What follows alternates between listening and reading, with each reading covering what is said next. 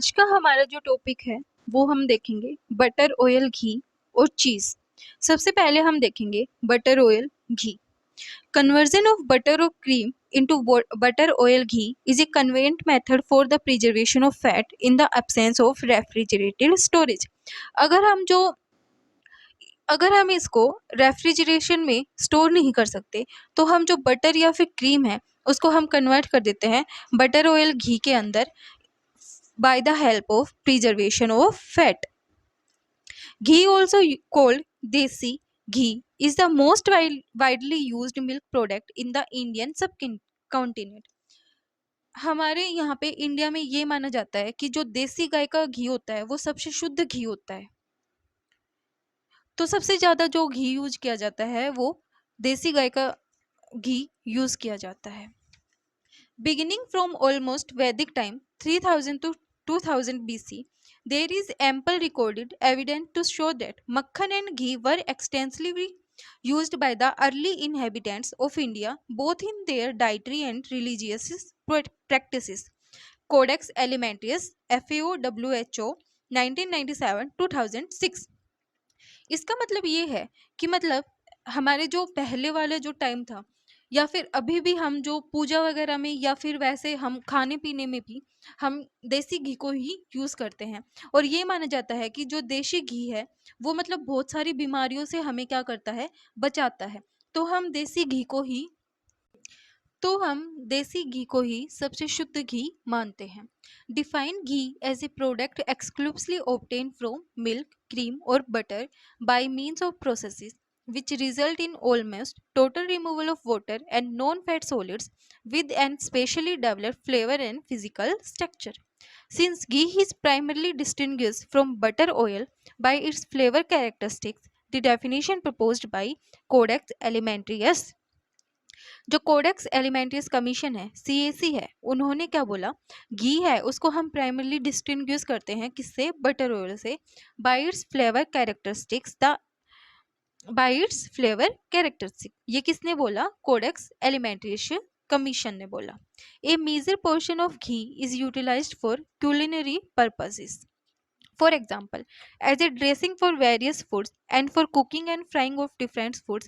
मतलब हम बहुत सारे फूड्स की ड्रेसिंग करने के लिए या फिर कुकिंग में, फ्राइंग में हम क्या करते हैं, देसी घी को यूज करते हैं। In the Indian context, ghee is a product of the scared cow and hence pure and confers purity to other foods when used is making them। Ghee is one of the four basic elements in the Indian cooking। Meals for special occasion are cooked in ghee. जैसे कि हम होली दिवाली की जो मिठाइयाँ बनाते हैं वो हम देसी घी के अंदर बनाते हैं। Butter oil ghee contain butter fat 99.5 to 99.8%। जो मॉइस्चर होता है वो 0.1 टू 0.3% तक होता है। एसिडिटी है वो 0.2 टू 0.5% तक होती है।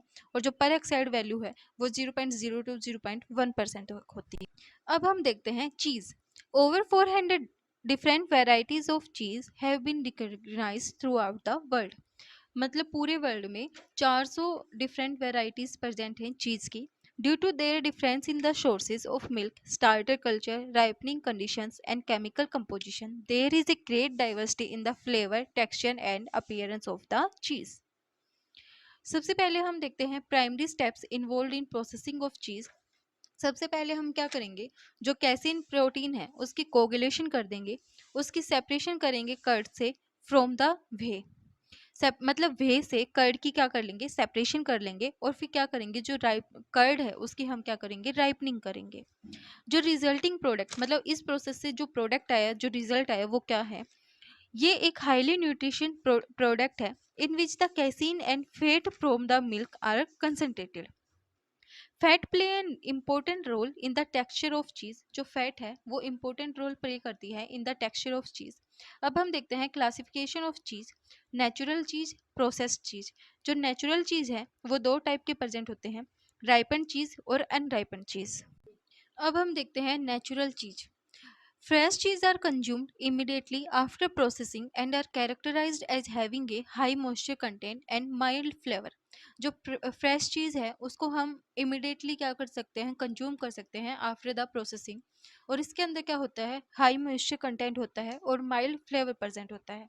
Most fresh cheese are acid regulatory cheese, acid coagulated cheese. जो मोस्ट फ्रेश चीज़ है वो एसिड कोएगुलेटेड चीज़ है, in which lactic acid produced by the starter culture cause the precipitation of the casein.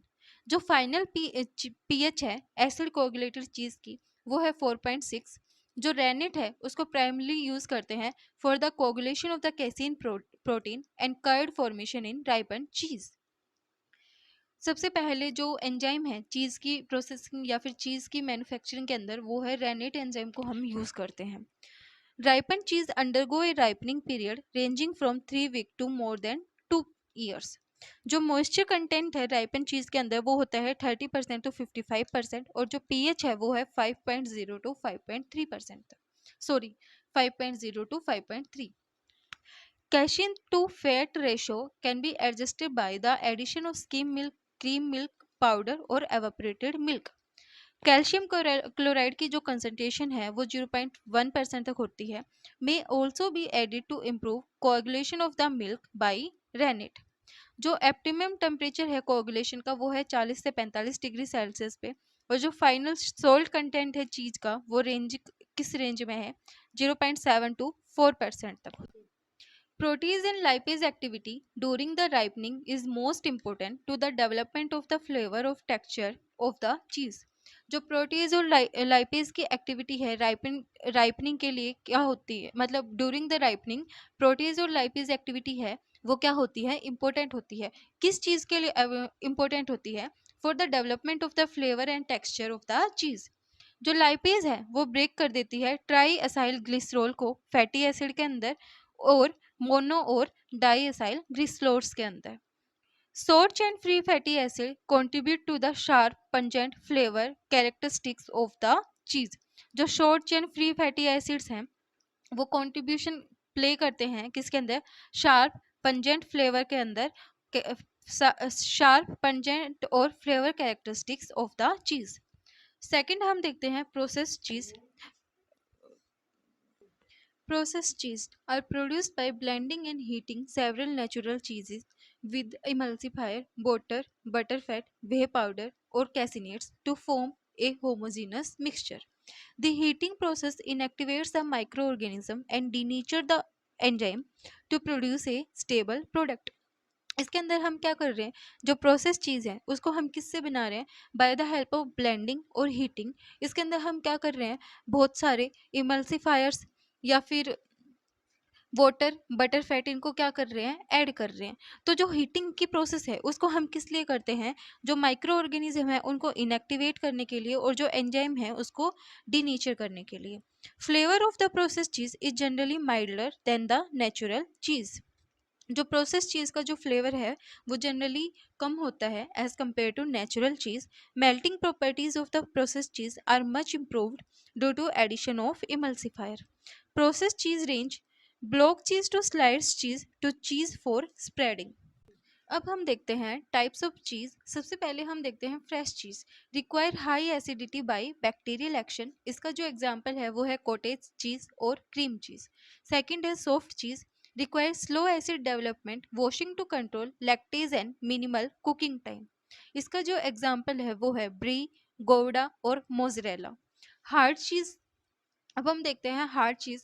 Require high acid development and high temperature. Hard cheese के अंदर हमें high acid और high temperature की requirement होती है. वहीं जहाँ हमें फ्रेश चीज़ को देख रहे थे वहाँ पे भी हमें by the help of bacterial action high acidity की क्या होती है, रिक्वायरमेंट होती है. हार्ड चीज़ के जो एग्जाम्पल हैं वो है शेडार चीज़, परमिशन चीज़ और एडम. जो एडम वर्ड है वो हमेशा हम चीज़ के लिए यूज़ करते हैं. जहाँ पे भी एडम वर्ड दिखे वहाँ ये समझ लेना कि वो चीज़ से रिलेटेड है. अब हम देखते हैं self life of cheese. Unopened मतलब जो चीज़ है वो क्या है, अनओपन्ड है. अगर हम उनको फ्रिज में रखते हैं और फ्रीज़र में रखते हैं तो उनकी शेल्फ लाइफ कितनी होती है.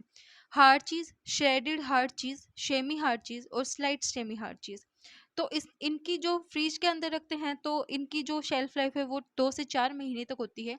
इसकी 1 से 2 महीने तक होती है और सेमी हार्ड चीज़ की 1 से 2 महीने तक होती है और स्लाइस सेमी हार्ड चीज़ की 1 मंथ तक होती है। अगर हम इन्हीं को फ्रीज़र में रखते हैं तो इनकी जो शेल्फ लाइफ है वो 6 से 8 महीने तक की होती है।